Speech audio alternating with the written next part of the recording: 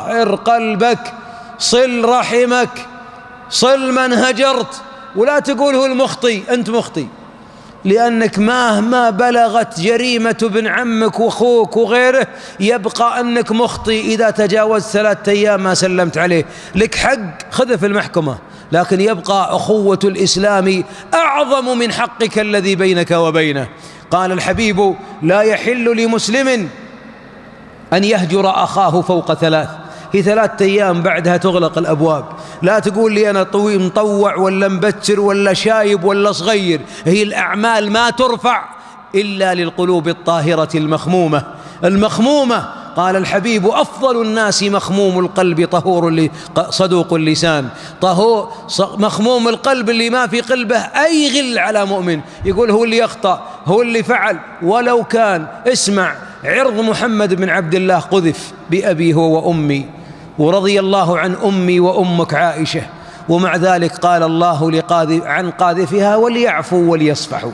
يا أخي ما في مشكلة أعظم من عرض محمد، وأمر الله بالصلح وأمر بالعفو وقال: ألا تحبون أن يغفر الله لكم؟ وش المشكلة اللي عندك اللي أعظم من عرض محمد بن عبد الله؟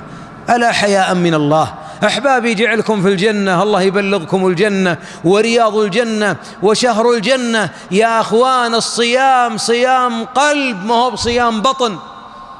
القضية أن قلبك لا يكون في أحد من الناس غل. هي 3 أيام. أنت أخبرني، من متى ما تسلم على ولد عمك؟ من 3 سنين؟ من 3 سنين ما رفع لك صيام رمضان. والله إن بعض المسلمين الآن يدخل في شهر رمضان القادم ورمضان الماضي والله ما بعد رفع إلى الآن. يا أخوان، ارحموا أنفسكم. الغل اللي في القلب هذا طلعه، رح طق الباب عليه وسلم، ولو كل كبير ولو هو الصغير ولو هو المخطي ولو كل مجدي. يبقى قضية أن الله جل وعلا إذا رأى العبد يصفح عن الخلق عفى عنه ومد في أجله وأصلح ذريته ومد. ما تريد طول العمر على الطاعة؟ ألا تريد وفرة المال؟ ألا تريد صلاح الذرية؟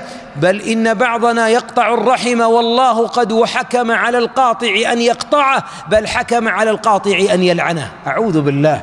كيف يبات الليلة واحد والله قال في كتابه: فهل عسيتم إن توليتم أن تفسدوا في الأرض وتقطعوا أرحامكم. المفسدين في الأرض ما هم قطاع الطرق بس، ولا مروجين المخدرات، بل والله معهم قطاع الرحم.